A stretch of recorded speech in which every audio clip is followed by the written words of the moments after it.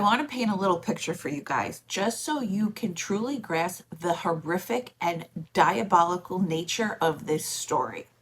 Imagine you're a happy teenager living in Australia with your happily married parents and your two younger brothers.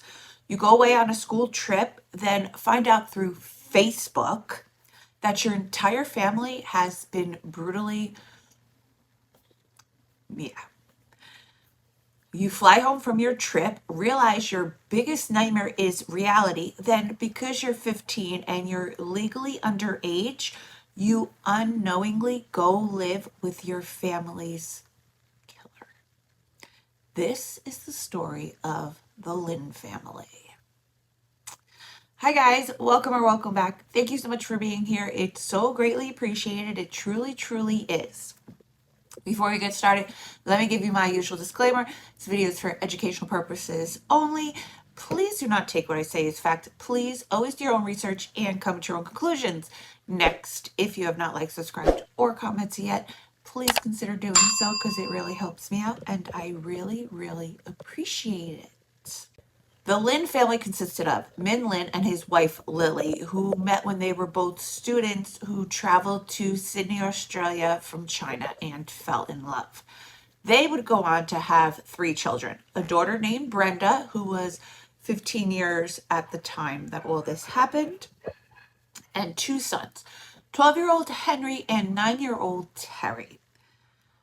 Min and Lynn were described as very hardworking parents who loved their children immensely and would give them anything that they wanted or needed.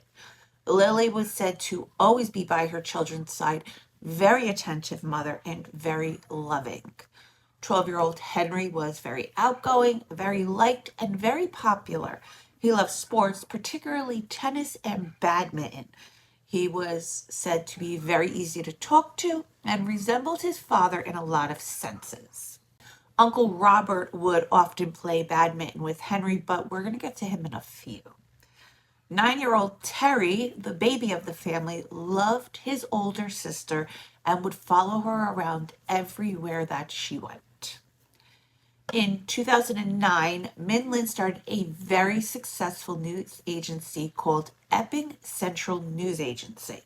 It was very successful and very busy, some years making well over $1 million. The family, due to their success, was able to buy a home in the beautiful suburb of Australia called North Epping. Living in the home was the Lynn family and Lily's sister Irene. Irene would help with the children and would occasionally work at the family's business. Min's sister Kathy and her husband Robert came to Australia in 2002, and they ended up being just a very short walk. Well, they ended up buying a home that was just a very short walk to the Lynn family, to the Lynn family's home. Before migrating to Australia, Robert was an ears, nose, and throat specialist in China. After moving to Australia, he decided to try his hand at the restaurant business, but it failed miserably for him. And this was a pretty tough pill for him to swallow, especially while having to watch his very successful brother and sister-in-law's business taking off. Min also would end up buying a home for his parents about 30 minutes away.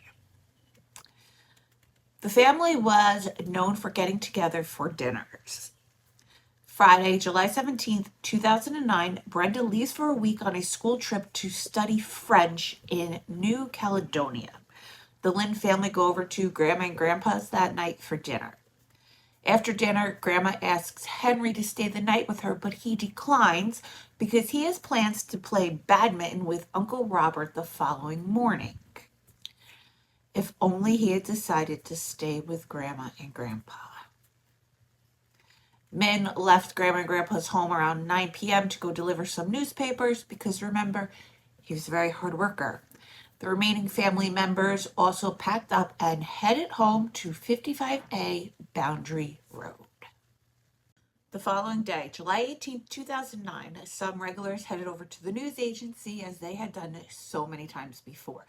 But this time felt different. It was a busy Saturday morning and the store wasn't open. Not only that, but there were piles of newspapers outside of the store that hadn't been picked up yet. Remember, very hard workers. This had never happened before. So, the only logical explanation for all of this was that one of the children had fallen ill, and that's where the parents were. They were taking care of them. A regular at the store calls Sister Kathy to find out why the store wasn't open and why there wasn't a sign giving them a reason, which is not unheard of. Like, I have seen many stores, especially mom and pop stores, if they go on vacation or something, leaving a sign like closed for vacation. You know what I'm saying? So this didn't strike me as strange. Kathy found it very strange, though, and assured the customer that she would look into what was going on with her brother and his family. So at around 9 a.m., Kathy and her husband Robert take the very short walk over to the Lynn family home, and they find the door unlocked. This is the moment that everything they once knew would be completely flipped over in the most fucked up way possible. The first floor of the home seemed unusually quiet, but nothing had been disturbed. Kathy called out to her family but didn't receive a response. Then they venture up to the second floor of the home and discover absolute bloodshed everywhere. Inside the master bedroom, they find Lily's body. She had been bludgeoned when there's blood everywhere. They enter the Sister Irene's room. Same thing. Irene is slumped against her bed, lifeless. Then they enter the boys' room. Same thing. Blood everywhere, and both the boys are gone. There was, however, one person unaccounted for, and that was Min Lin. Because remember, Brenda was on a school trip, so they already knew that she wouldn't have been in the home. At this point, it very much looked like Dad was responsible for this tragedy and had taken off. Either that or the person responsible for this crime had taken off with Dad in tow. Maybe it was a bad business deal and they came back to collect. Stranger things have happened, my friends.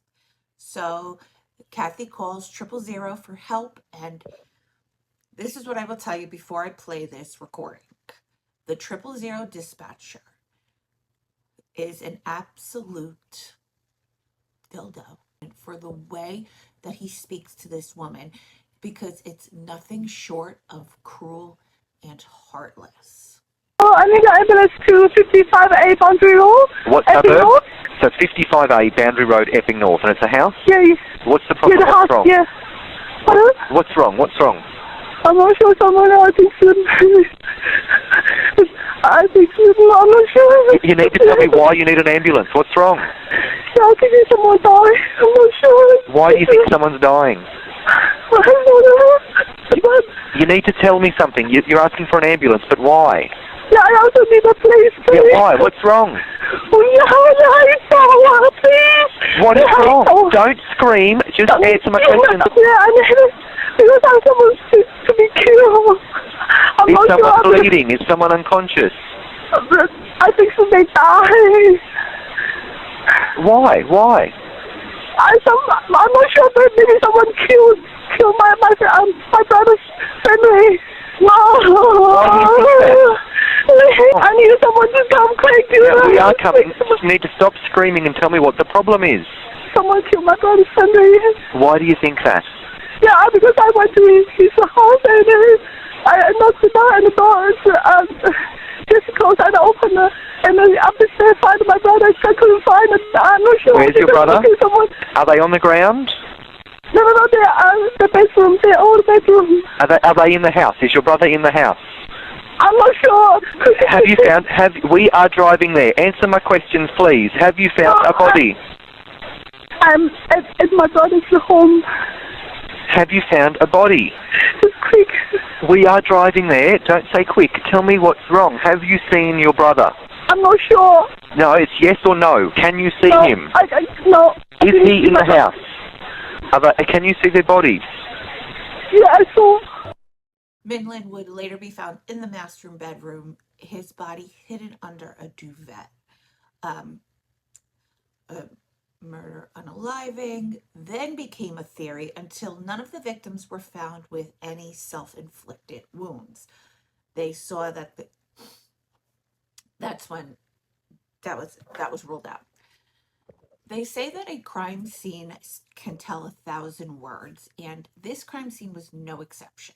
Okay, there was no forced entry, which insinuates that the had a key to the home.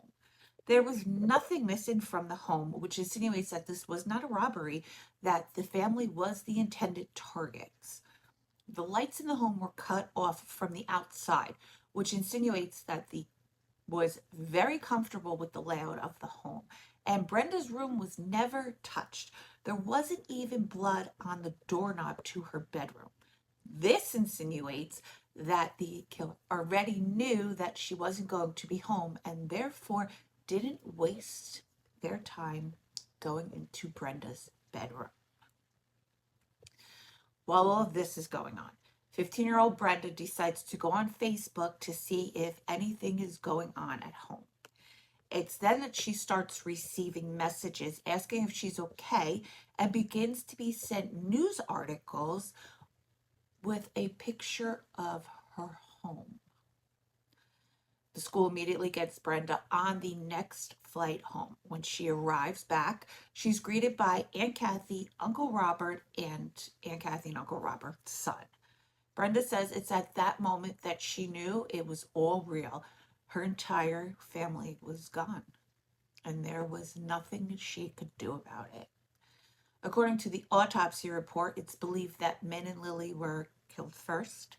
According to the autopsy report, it's believed that Min and Lily were killed first, bludgeoned by a hammer-like object. Next was Aunt Irene, followed by the two young boys, all in the exact same manner. The youngest son, Terry, was the only one that fought back. He was struck 6 times, and he wouldn't succumb to his injuries until almost 2 hours after the attack. So he just laid there, probably terrified and in so much pain. And that poor little baby. He's a baby. That's a baby. That's a baby. Because Aunt Kathy and Uncle Robert were the ones that found the bodies, they obviously were interviewed extensively by police. I'm sick. I can see everywhere was red. I saw my sister-in-law first. Once I saw her, I hold Kathy and I said, Kathy, don't look at it. But I believe Kathy had already seen. Always think that her brother was in as well because I saw his van and Kathy saw his watch. But I just feel it was so red and messy everywhere. Went out from the room. I went out with Kathy. We ran to the other room. So the terrace room, the door was closed. Kathy pushed open the door. We saw Irene on the bed. Also a lot of blood. I tried to touch her. I went closer. I tried to touch her because I want to know whether she was still alive. Came out again. We reached the last bedroom. It's Henry's bedroom. The door was half closed. Enter the room. We can see both children were lying on the floor. I also feel very red, blood all around. I want to touch them because they are just little kids. I really want to know whether they are still alive or not. Kathy held me back and she kept yelling, let's go, let's go. She was so frightening. I was afraid as well. Aunt Kathy and Uncle Robert even made an appeal to help catch the killer or killers.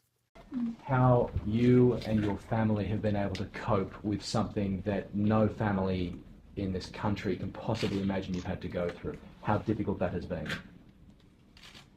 At this moment, I don't know how to say, but I feel everyone support us and care us and love us. I want to say thank you very much. How important has that been, Kathy, for you to know that everybody cares so much for what you're going through? All the people love us, care us, and support us, who feel we need to be strong to do the best as soon as possible. And Kathy, how is Brenda coping with this?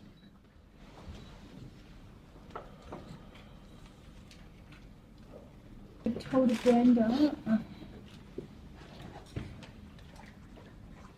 like the master say, my brother, my sister-in-law, Henry and Terry, they went to the heaven. They have another good life for them. We need to think about their all the good things, and we need to be strong. Is there any appeal you can say now? Asking for anybody who can help. I'd like at least say that they need more information, even very, very small clue to help them to solve the case. If anyone can help, please contact the police. I want to say if anybody know any information, just call police, and yeah, that's it. Thank you. Thank you. On the day of the funeral, there was a slow and painful 5-coffin procession. And it even recorded a video to be played at the funeral. Mum, where are you? Why did you leave? Now that you have gone, who am I going to share my secrets with? Who is going to fuss over me every single day? I miss you. I miss you so much. I remember recording it, and I remember just not knowing what to say. It was just so soon after, and there's lots of things I want to say to them, but and I think at that time I was really very, I don't know if angry is the right word, but very upset that they left me behind.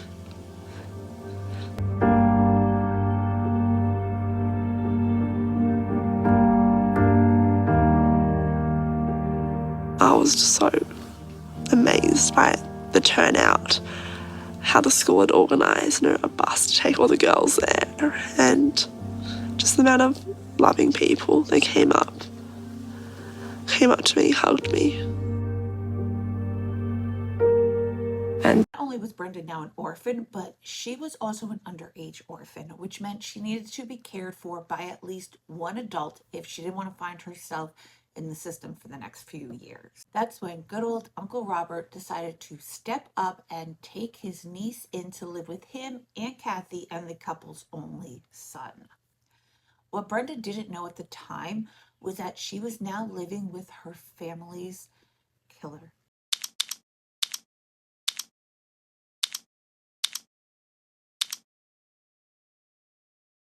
And would continue to live with him for months and months and months. It would actually be Brenda's principal that would raise the first red flags that there was something off with Robert, even going so far as to tell her husband that night when she got home that she believed she had just spent all day with a murderer. My aunt and uncle, they were the substitute family I had, and I lived with them for a long time. They took me to school, made my school lunches. If I needed anything done, they'd help me out. They were the next best thing to my family.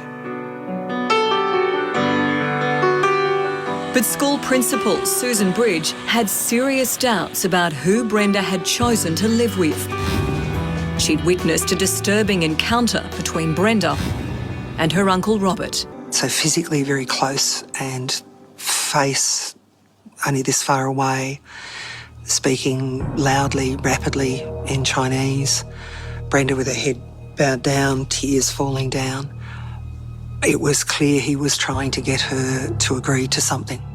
I did feel that I had seen a side of Robert that was a potentially dangerous side. What did you say to your husband that night when you went home? I think I've spent all day with a murderer. About a year after murders, Uncle Robert would become the main suspect in the case. Most notably, a pair of bloody footprints that matched Uncle Robert's exact shoes and size. So, police decide to install hidden cameras inside the home of Robert and Kathy. It was then that they saw Uncle Robert destroying evidence inside the home. Most notably, ready? The shoebox that matched the bloody shoe prints found at the crime scene. He cuts it up and he flushes it down the toilet. Who flushes a cut up shoebox? Most people throw it in the garbage. Or recycle it. I guess you really should be recycling it. Sorry, recycle it. Only somebody that really doesn't want that shoebox to be found would flush it. So, not only did he suck at the restaurant business, but he also sucked at covering up 5 murders. Inside Robert and Kathy's garage, police found a stain that matched the DNA of several of the victims. 4 of them, to be exact. Guys, why hasn't everybody learned that science and technology are smarter than us? There is no longer such a thing as the perfect crime. You will get caught. It's not the 1980s anymore, people. Stop this bullshit.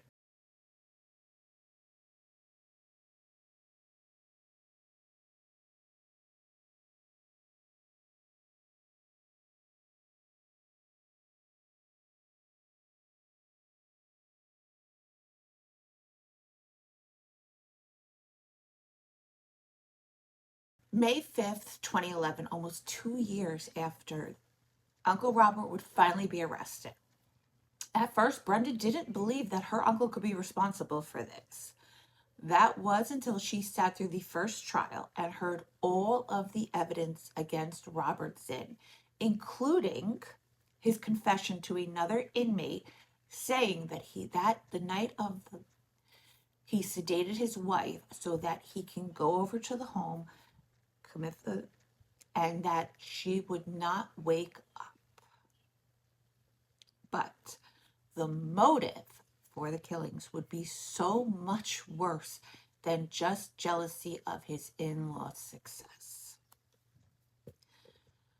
Brenda would confide in her lawyers that Uncle Robert had been essaying her since before the murders had even taken place.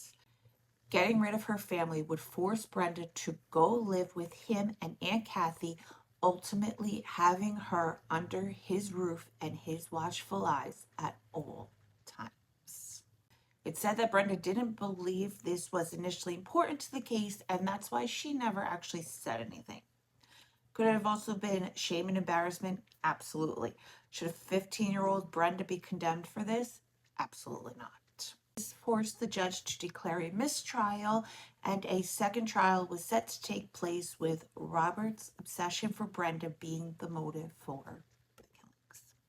During the second trial, the judge falls ill, forcing the trial to be put on hold once again. The third trial results in a hung jury. For years, Robert Zinn was in and out of jail while awaiting his next trial. By the fourth trial, Robert Zinn would be found guilty and sentenced to life in prison. He is 4 years into his punishment for killing the Lynn family. So what is time for Robert Z when he's serving 5 life sentences? A course of offending that can only be described as heinous in the extreme. It took 4 trials spanning 3 years to secure the convictions, and 10 minutes for him to learn he was unsuccessful in appealing against them. The appeal court did not accept that a miscarriage of justice occurred. Z maintains he didn't kill his brother-in-law Min Lin, his wife Lily, their 2 boys Henry and Terry, and Lily's sister Irene in their North Epping home in 2009, and claims he had no intention of taking over the family business. So his lawyers lodged an appeal, criticising the expert evidence provided on Stain 91, a small blood spot which contained DNA from 4 of the 5 victims found in Z's garage. Aunt Kathy still professes her husband's innocence to this day and has decided to stick by his side, even though it was her family that was massacred. His wife, her Aunt Kathy, still refuses to believe he's guilty. He is innocent. We believe that he is innocent. We keep fighting for him. I was very hurt and disappointed by that, because when I gave evidence, I told the truth. And she used to send me messages saying that he was innocent. He's being framed by the police. I hope one day she can realise that. All I did was tell the truth. She's better off not with him. Okay, question.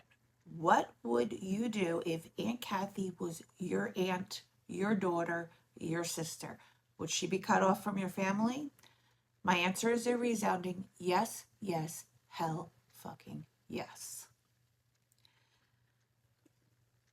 Have you guys heard about this story? What are your thoughts on this story? And if you have any case suggestions, please always feel free to let me know. But if you guys are still here, thank you, thank you, thank you. I love you and I appreciate you so, so, so very much. Please like, subscribe, and comment if you haven't yet and you feel so inclined to, because it really helps me out and I really, really appreciate it. And until next time, stay safe out there.